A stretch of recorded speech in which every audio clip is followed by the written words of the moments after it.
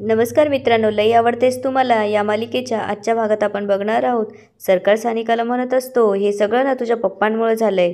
सानिका पण त्याला म्हणते, ए चल माझ्या पप्पांचं नाव घेऊ नकोस, हे सगळं तुझ्या बामुळे झालंय.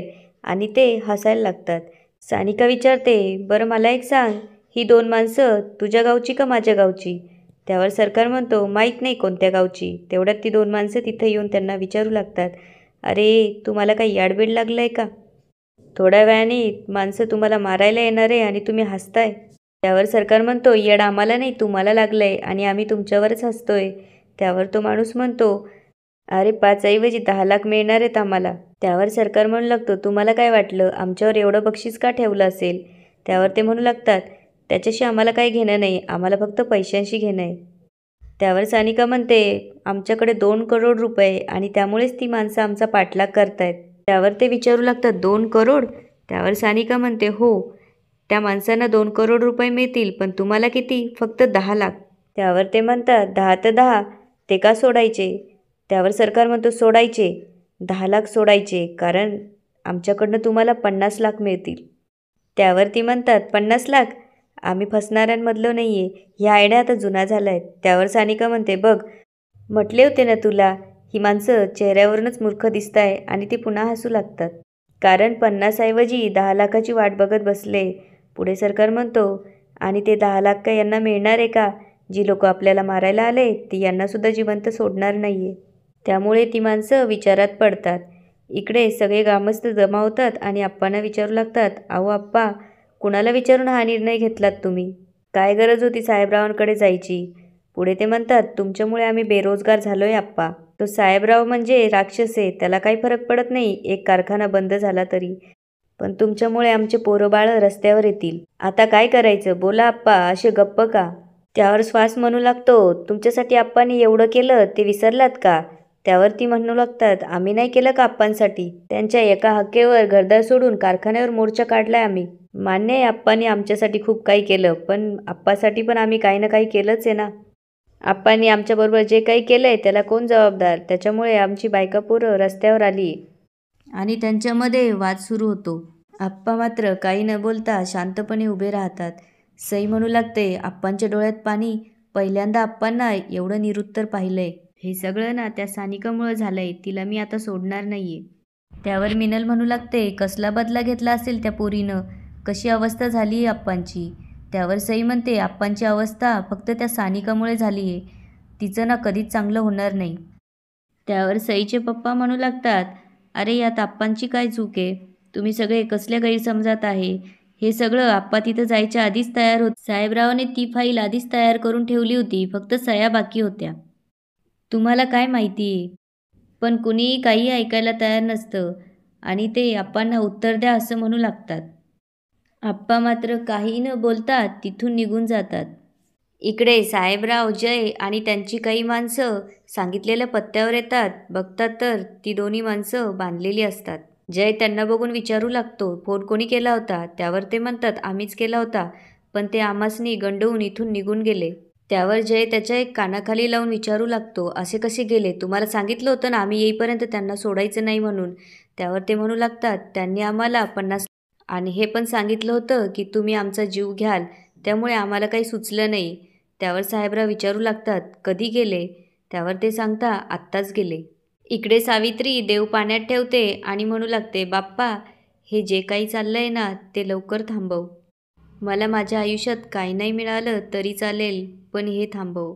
तेवढ्यात पंकजा तिथे येते आणि सावित्रीला म्हणू लागते, वहिनी, आता कुठल्या बी देवाला साथ घातली ना तरी काय उपयोग होणार नाही, कारण दादा सानिकाला सोडणार नाहीये. त्यावर सावित्री म्हणू लागते, असं काही बोलू नका. त्यावर पंकजा म्हणते, माझ्या बोलण्यानं काय होणार आहे? साहेबराव पाटील साधा माणूस नाहीये, वाघ आहे वाघ, आणि तुझ्या पोरीनं वाघाला घायाळ केलंय आणि तो वाघ शिकार केल्याशिवाय शांत बसणार नाही. त्यावर सावित्री म्हणते, देवा काय बी कर, पण सरकार आणि सानिकाला सुखरूप ठेव. यांचा राग शांत होऊ दे. बापाच्या माथी पोरीच्या खुनाचा कलंक लागायला नको. त्यावर पंकजा हसू लागते. त्यावर सावित्री म्हणते, अहो जरा तरी काहीतरी वाटून घ्या. त्यावर पंकजा म्हणते, वाटतंय की. सानिकाची काय हालत झाली असेल या विचारानं भारी वाटतंय. त्यावर सावित्री म्हणते, अहो असं का बोलताय? ती काय तुमची दुश्मन आहे का? त्यावर पंकजा म्हणते, "व्हय, माझ्या पोराचा खून केलाय तिनं आणि त्याची शिक्षा तिला मिळालीच पाहिजे." ती पुढे म्हणते, "खरं तर ना स्वतःच्या हातानं हाल करून मारावं वाटतं तिला. पण दादाचा राग बघत्यात ती काय माझ्या हातात गावणार नाही. कवाबी दादाच्या गोळीची शिकार होईल." त्यावर सानिकाची आई म्हणू लागते, "नाही, असं नाही होणार. माझी सानिका सुखरूप राहील." त्यावर पंकजा म्हणते, "बघू की तुझी सानिका दादापासून किती पळतीया." इकडे सानिका आणि सरकारच्या मागे साहेबरावांची गाडी येते आणि त्यांच्या भोवती ते गोल गोल चक्कर मारू लागतात. सानिका आणि सरकारला त्यांना बघून धक्का बसतो. साहेबराव गाडीच्या खाली उतरून त्या दोघांवरती बंदुकीचा नेम धरतात. सरकार आणि सानिकाला काय करावं सुचत नसतं. तेवढ्यात साहेबराव गोळी चालवतात, पण त्यांच्या बंदुकीचा पहिला नेम चुकतो. हे बघून सरकार आणि सानिका तिथून पळू लागतात. साहेबराव पुन्हा नेम धरतात आणि गोळी चालवतात. दुसरी गोळी मात्र सानिकाला लागते आणि ती मागे वळून साहेबरावांकडे बघू लागते. इकडे कमळ आप्पांना म्हणत असते, "हे सगळं ना त्या पोरीमुळं, सानिकामुळं झालंय." त्यावर आप्पा म्हणू लागतात, "काय केलंय ग सानिकानं? तिनं लोकांना सांगितलं की तिनं कारखाना बंद पाडला." त्यावर कमळ म्हणते, "तिनंच आपल्या सरकारला फसवलंय." त्यावर आप्पा म्हणतात, "सरकारला फसवायला तो काय लहान आहे का?" त्यावर कमळ म्हणते, "लहान नाही, भोळा आहे तो." त्यावर आप्पा म्हणू लागतात, "शांत बसती का जरा? डोकं फिरलंय आधीच." पुढे ते म्हणू लागतात, "हे बघ, जे झालंय ते चुकीचं झालंय माहिती आहे मला, पण त्यात त्या दोघांची काय बी चूक नाही आहे."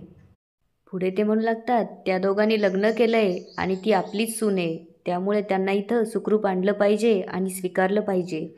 हे सई चोरून ऐकत असते.